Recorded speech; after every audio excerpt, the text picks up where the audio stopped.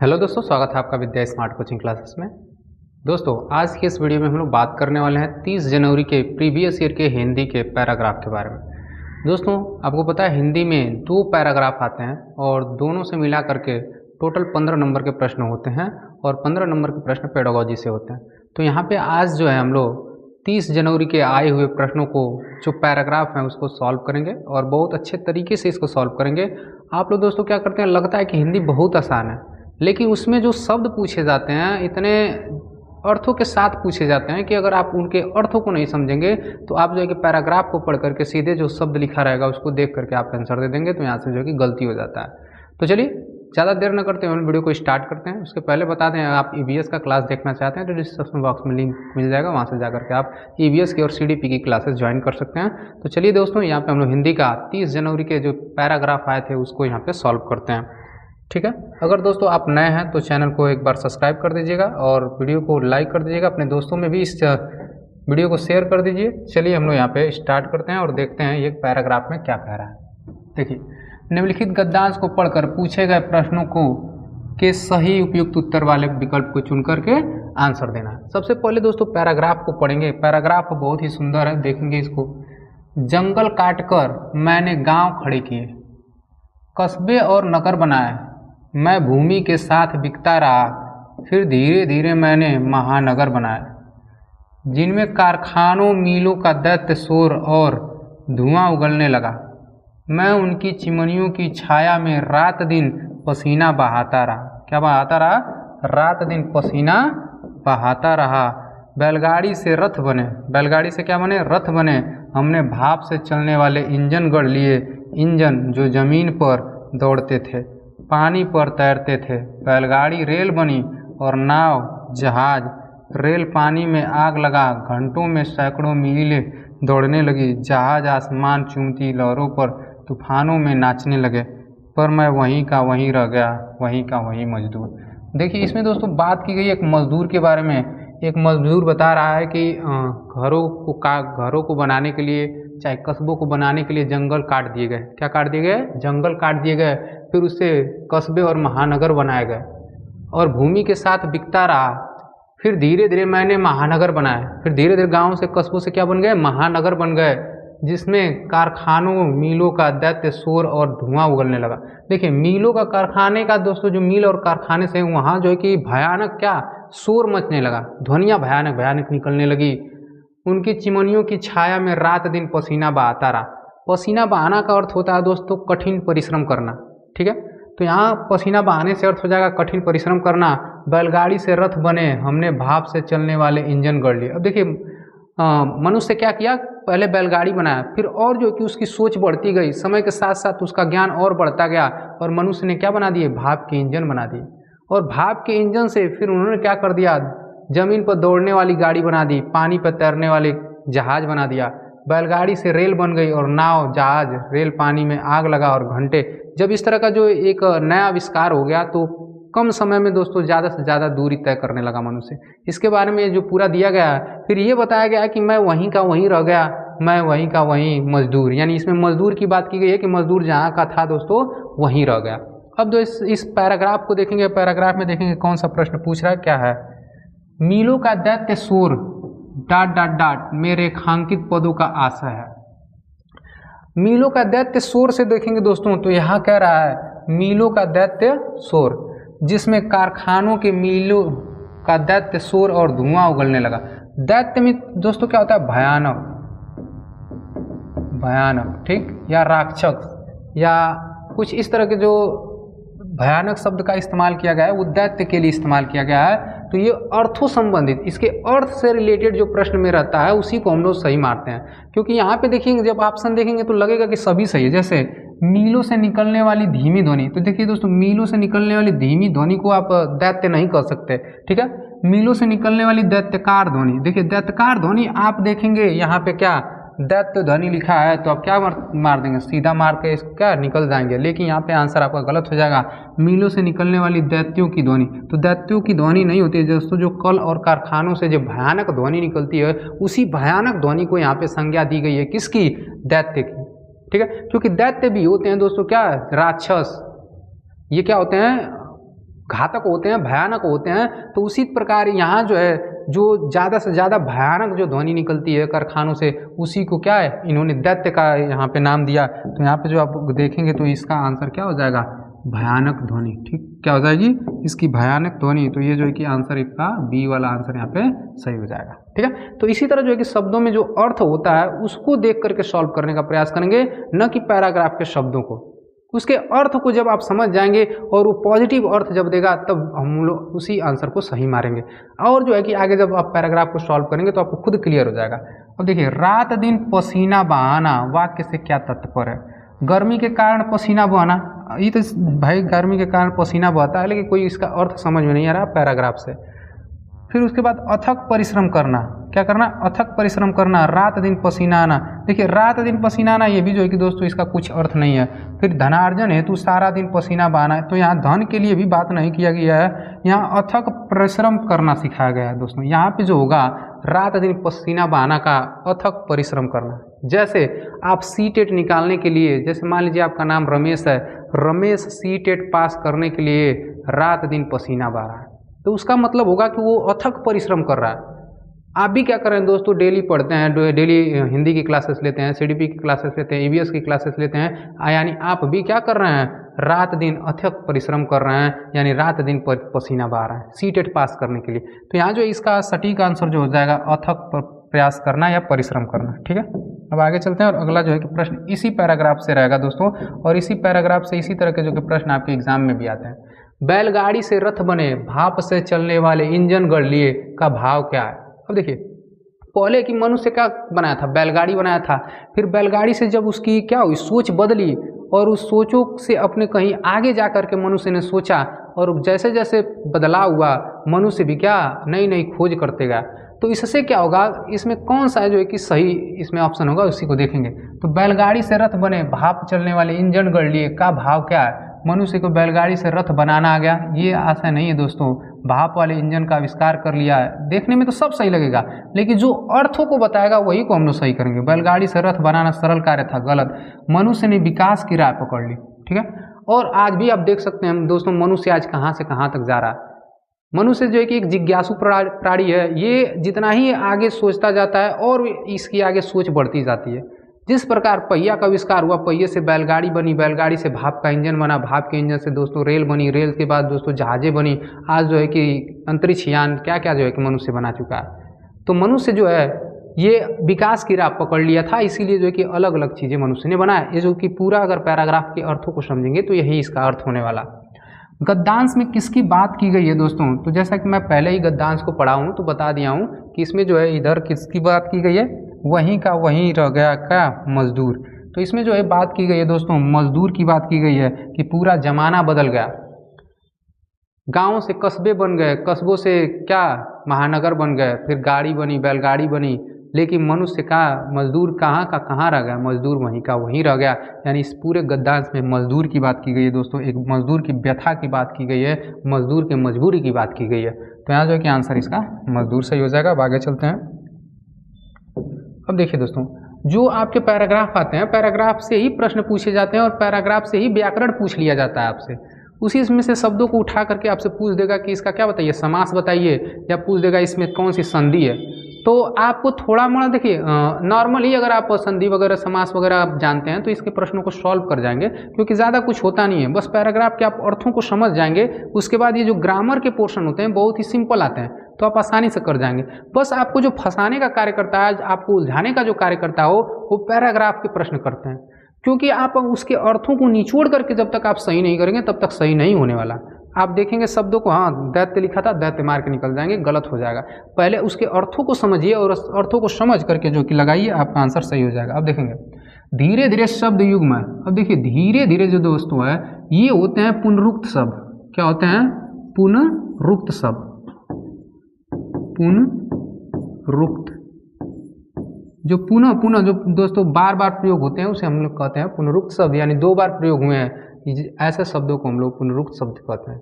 और धीरे धीरे का अर्थ होता है आहिस्ता आहिस्ता, चाहे मध्यम मध्यम। ठीक है, तो ये पुनरुक्त शब्द हैं। और विलोम शब्द आपको जानते हैं दोस्तों, एक शब्द रहता है उसका जो है कि विपरीत रहता है, उसको विलोम शब्द कहते हैं। जैसे जय का पराजय, जय का पराजय। ठीक है, और भी उदाहरण हो सकते हैं, दिन का रात। ठीक है, इस तरह के और जो है कि विलोम शब्द हो सकते हैं। यौगिक शब्द जो होते हैं, दो या दो से शब्दों से मिलकर जो सार्थक शब्द बनते हैं दोस्तों, उसको यौगिक शब्द कहते हैं। और रूढ़ शब्द भी ये शब्द होते हैं जिनको तोड़ने के बाद दोस्तों उनका कोई सार्थक अर्थ न निकले, उसे रूढ़ शब्द कहते हैं। जैसे कान अगर हम लिख दें, क्या लिख दें, कान, और कान में से दोस्तों का को अलग कर दें और न को अलग कर दें तो इनका कोई अर्थ न निकले, तो इसे कहते हैं हम लोग दोस्तों रूढ़ शब्द, यानी जिनको आप तोड़ नहीं सकते। ठीक है, तो पुनरुक्त जो शब्द होते हैं वो होते हैं आपके जैसे धीरे धीरे, पीछे पीछे, इस तरह के जो है हमारे शब्द जितने मिलेंगे वो आपके पुनरुक्त शब्द होंगे। याद रहेगा। अब आगे चलते हैं। अब अगला देखेंगे पैराग्राफ में क्या पूछ रहा है। जंगल काट कर मैंने, कह रहा है जंगल काट कर मैंने गांव खड़े किए, कस्बे और नगर बनाए, वाक्य क्या क्या आशा है। क्या आशा है कि जंगल काट कर मैंने गांव खड़े किए, कस्बे और नगर बनाए। तो इधर जब देखेंगे दोस्तों तो कह रहा है कि जंगल काट कर मैंने गांव खड़े किए, कस्बे और नगर बनाए, मैं भूमि के साथ बिकता रहा। यानी जंगल क्यों काटे गए? जंगल काटे गए घर बनाने के लिए। ठीक है, घरों और महानगरों को बसाने के लिए जंगलों को क्या कर दिया गया, काट दिया गया। तो इसमें देखेंगे जो आंसर आपको सही मिलेगा उसी को हम करेंगे। इस तरह देखते हैं, गांव, कस्बों और नगरों के लिए जंगल काटना अनिवार्य था। ये अनिवार्य नहीं था दोस्तों, उसमें भी साफ साफ लिखा गया कि काट दिया गया घर बनाने के लिए। जंगल की भूमि साफ करके गांव और कस्बों को नगर निर्माण किया, ये भी गलत है। जंगल की अधिकता के कारण गांव और कस्बों का नगरों का निर्माण असंभव था, ये भी गलत है। सबसे बढ़िया हो जाएगा आपका आंसर ये, गांव, कस्बे और नगर बनाने के लिए जंगल काट दिए गए। क्यों? क्योंकि यहाँ पे लिखा गया है जंगल काट कर मैंने गांव खड़े किए। ठीक है, जंगल काट दिया गया। ठीक है, तो यहाँ जो कि आंसर जो हो जाएगा आपका ए नंबर सही हो जाएगा। ठीक, तो आगे चलते हैं दोस्तों। अगर आप वीडियो देख रहे हैं तो वीडियो को दोस्तों लाइक कर दीजिएगा, अपने दोस्तों में शेयर कर दीजिएगा। ये हिंदी की दोस्तों पहली क्लास है। अगर आपका रिस्पॉन्स अच्छा रहता है तो और जो है कि पेडागोजी के साथ और पैराग्राफों के साथ आपके बीच में आया जाएगा। तो चलिए आप जल्दी से अपने दोस्तों में शेयर कर दीजिए, वीडियो को लाइक कर दीजिए और 7 नंबर के प्रश्न को देखते हैं। रेल पानी में आग लगा, घंटों में सैकड़ों मील दौड़ने लगी, इससे क्या तात्पर्य है? अब देखिए, रेल पानी में आग लगा, यानी रेल में ऐसी चीज़ें बना दी, रेल बना दी गई, फिर पानी के जहाज बना दिए गए जो कि कम समयों में सैकड़ों मील क्या चलने लगे, मनुष्य चलने लगे। ठीक है, तो उसमें जो है कि क्या इसमें अर्थ मिलेगा उसी को देखेंगे। भाप वाले इंजन की सहायता से तेज गति यातायात के साधन बना लिए, पानी में आग लगाने से रेल दौड़ने लगी, पानी में आग लगाना कठिन कार्य था, पानी और आग का साथ संभव नहीं था। तो ये देखिए, इसका कोई अर्थ नहीं समझ में आ रहा है। पानी में आग लगाना कठिन कार्य था, पैराग्राफ में कोई लेना देना नहीं। पानी में आग लगाने से रेल दौड़ने लगी, पानी में आग लगाने से रेल कैसे दौड़ने लगेगी दोस्तों? इसका आंसर हो जाएगा जब भाप के इंजन बना लिए मनुष्य ने, तो उस भाप के इंजन को कई जगहों प्रयोग किया। ठीक है, उस भाप के इंजन को उन्होंने किस में लगा दिया? गाड़ी में लगा दिया, रेलगाड़ी में लगा दिया, फिर किस में लगा दिया?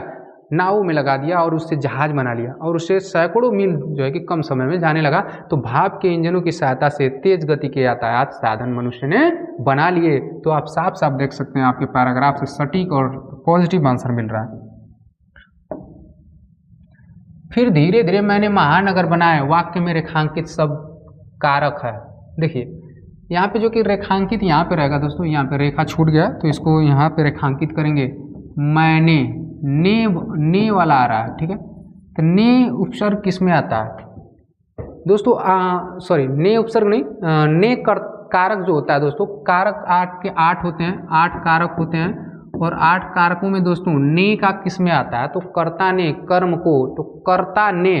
तो यहाँ पे दोस्तों ने आ रहा है शब्द, और ये ने शब्द का कौन सा हो जाएगा? कर्ता कारक हो जाएगा। ठीक है, और कर्ता दोस्तों 8 प्रकार के होते हैं, और 8 कर्ता आपके बीच यहाँ पे आपके बीच स्लाइड में, और इस स्लाइडों से हो सके तो आपके प्रश्न अगले पेपर में आ जाए।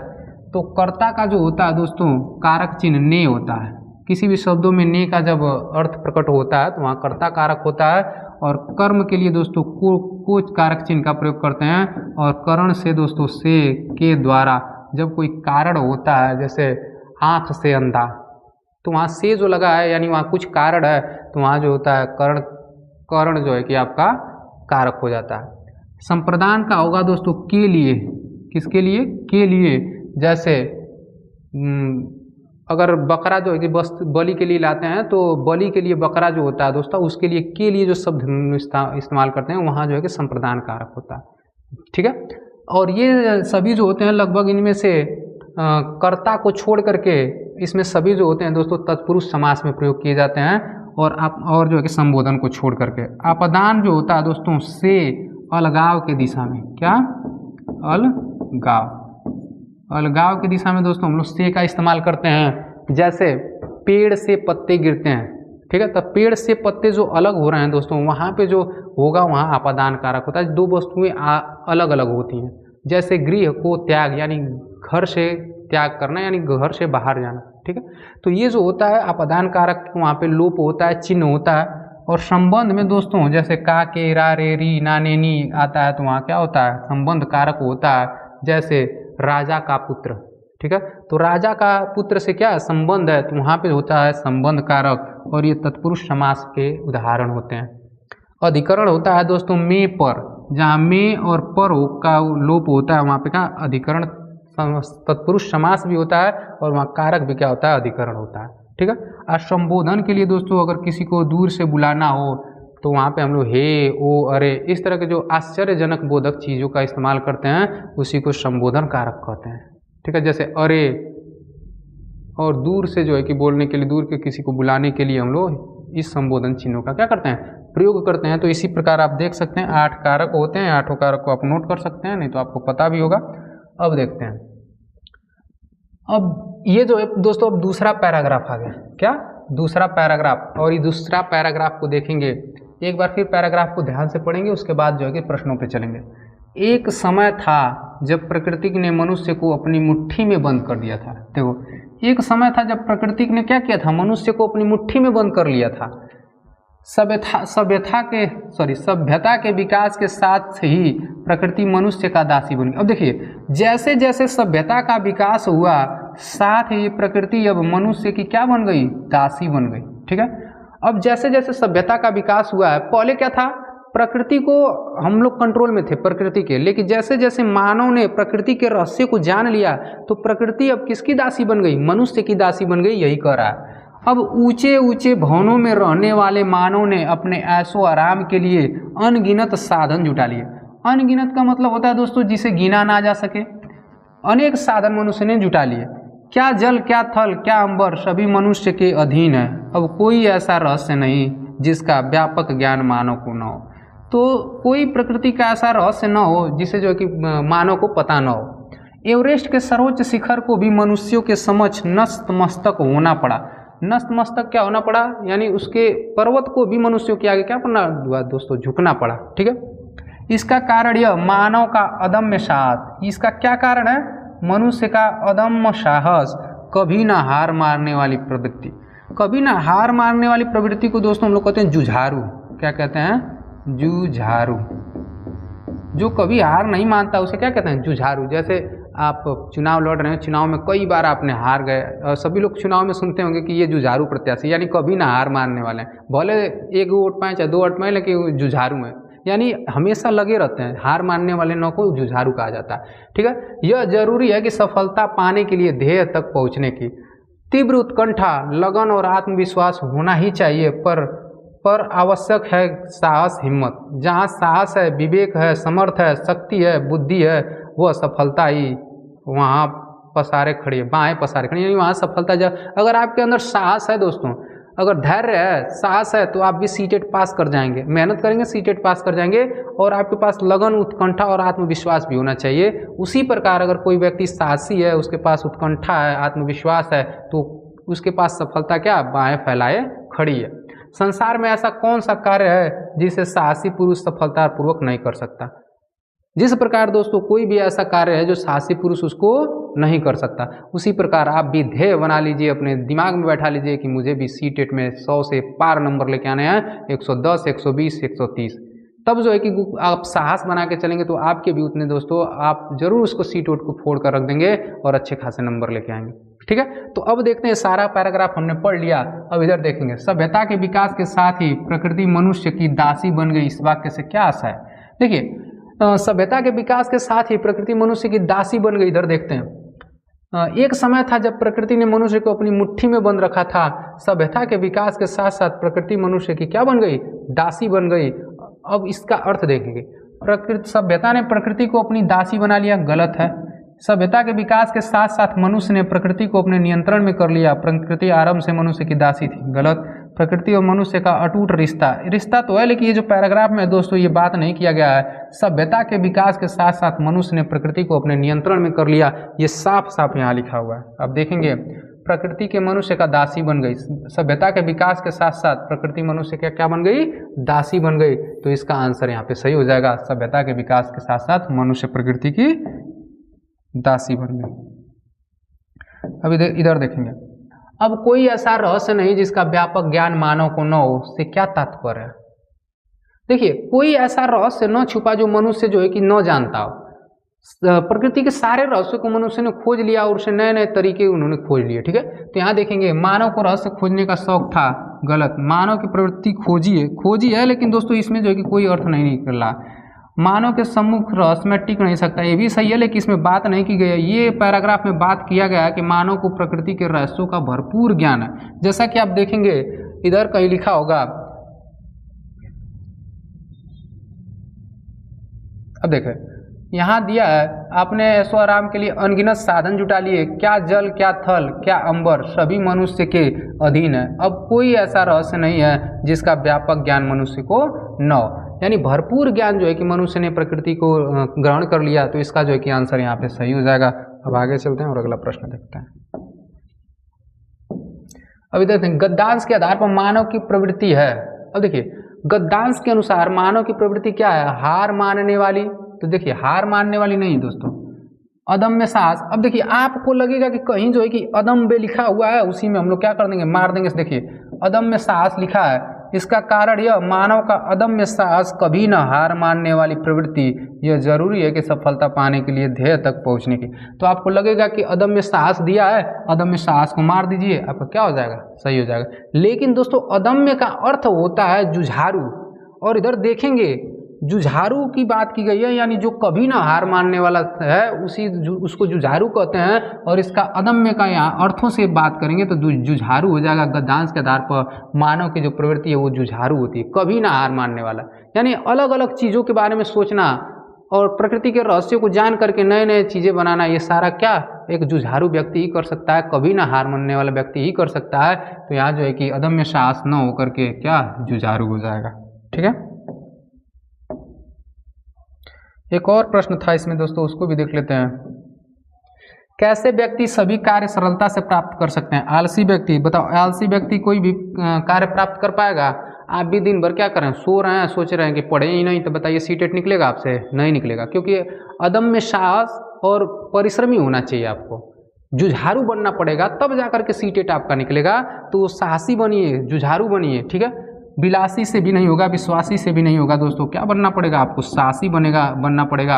आपके अंदर उत्कंठा लानी पड़ेगी, चेष्टा लानी पड़ेगी, तब जाकर के आप जो है कि सीटेट निकाल सकते हैं। अब इधर देखेंगे, सर्वोच्च का संधि विच्छेद। देखिए क्या होता है कि यहीं पे जो है कि दोस्तों इसी में से कोई शब्दों को क्या करता है सीटेट, इसी में से शब्द देखेंगे कहीं तो सर्वोच्च लिखा होगा, और उसी सर्वोच्च को क्या कर दिया, जैसे सर्वोच्च चोटी था, यहाँ देखेंगे सर्वोच्च शिखर, यहीं से सर्वोच्च को क्या कर दिया, इसमें शामिल कर दिया है, और पूछ रहा है उसका संधि विच्छेद बताइए। तो सर्वोच्च का होता है दोस्तों जिसमें एक मात्राएं होती हैं लगभग। ठीक है, जितने शब्द आपको मिलेंगे जिनमें एक मात्राएं होती हैं उसे हम लोग कहते हैं गुण संधि, गुण स्वर संधि। तो अगर इस तरह ट्रिक से अगर मानना चाहें दोस्तों तो देखिए इसमें एक स्वर है, तो ये जो है कि गुण स्वर संधि होता है, और ये बनता है किससे, यहाँ जो है कि सर्वधन उच्च, सर्वधन उच्च से बना है दोस्तों। यहाँ पे इसका अ और दोस्तों उ मिल करके बनता है ओ, तो इसीलिए ये बन गया क्या, सर्वोच्च। तो ये सर्वधन उच्च जो है कि बन करके सर्वोच्च हो गया। ठीक है, उसी प्रकार अनगिनत में दोस्तों अगर बात किया जाए तो अनगिनत का अर्थ होता है जिसे न गिना जा सके, जैसे तारे अनगिनत हैं, इसे आप गिन नहीं सकते, तो इसलिए अनगिनत होता है। और इसमें जो लगता है अन प्लस गिनत, ये उपसर्ग बन करके अनगिनत बनता है दोस्तों, तो इसका अन उपसर्ग हो जाएगा, जिसे गिना न जा सके, तो इसका आंसर हो जाएगा। अब 15 नंबर और इस पैराग्राफ का लास्ट प्रश्न है दोस्तों। जैसा कि मैंने बताया अभी जो है कि इसमें हम लोग पेडागोजी सॉल्व नहीं करेंगे, अभी पैराग्राफ के 15 प्रश्नों को देखेंगे। अगर आपका रिस्पॉन्स अच्छा रहता है तो और जो है कि आगे हम लोग 15 प्रश्नों का पेडागोजी भी आपके बीच में करा देंगे। और जल्दी से जल्दी अगर आप अभी वीडियो पर जुड़े हैं तो वीडियोज़ को लाइक कर दीजिएगा, दोस्तों में शेयर कर दीजिएगा, चैनल को सब्सक्राइब कर दीजिएगा और इसी तरह जो है कि दोस्तों अपना प्यार बनाए रहें। और चलते हैं, देखते हैं आज का 15 नंबर का प्रश्न। एवरेस्ट के द्वारा मनुष्य के समझ, एवरेस्ट के द्वारा मनुष्य के समझ नतमस्तक होने से तात्पर्य है।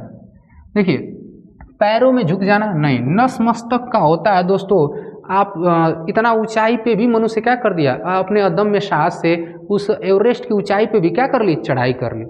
क्या कर लिया, उतना ऊंचा एवरेस्ट का जो घमंड था मनुष्यों ने क्या कर दिया, तोड़ दिया। इसीलिए मनुष्य को कहा जाता है मनुष्य जुझारू होता है और मनुष्य साहसी है, ठीक है।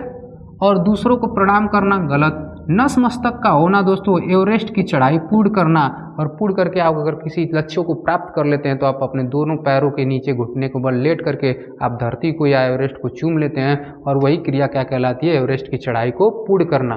तब आप नतमस्तक हो जाते हैं, यानी पूरा समर्पित कर देते हैं। तो ये होगा इसका सटीक आंसर। तो यही जो है कि आज के लिए दोस्तों इतना ही। मिलते हैं अगले वीडियो में नए वीडियो के साथ, एक नए जो है कि प्रीवियस ईयर के पेपर के साथ। तब तक के लिए बाय बाय।